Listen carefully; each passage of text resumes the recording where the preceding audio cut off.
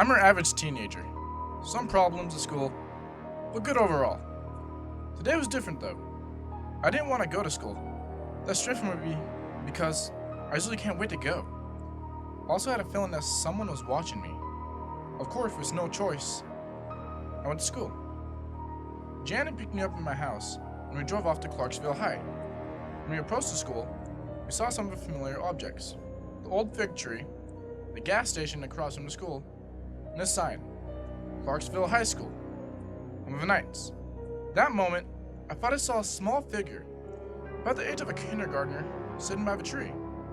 She had long brown blonde hair that somewhat reminded me of myself.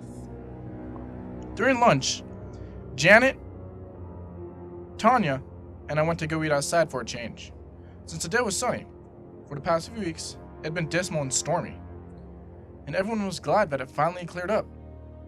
I had the sudden urge to go to the bathroom, so I left my friend to go relieve myself. On the way back into the main building, I heard small but fast footsteps behind me. They're too light to belong to any of the high schoolers here, and all the instructors we had here were old fat men. I didn't dare to look behind.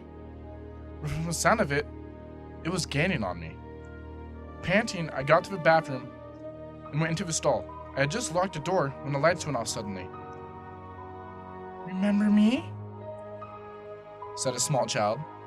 At first, I thought it was one of the jocks playing a prank, but it wasn't. "Don't you remember me?" she said again.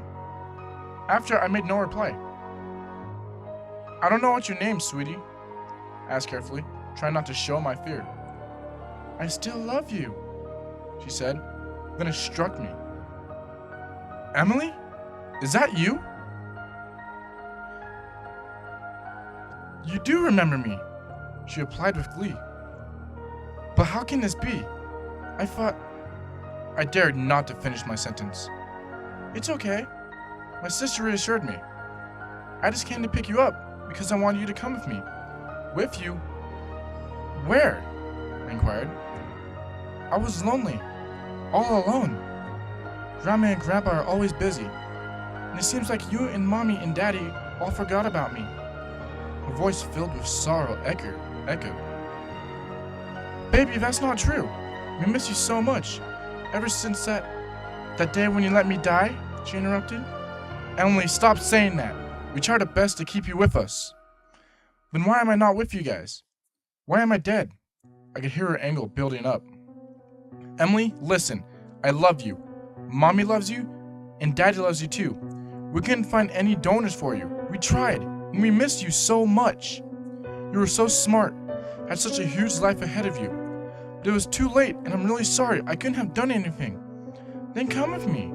Come with me and keep me company. That's the least you could do after you forgot about me for all these years. You couldn't even recognize my voice. Know that we didn't forget you. When people die, we grieve. But we must move on," I said firmly.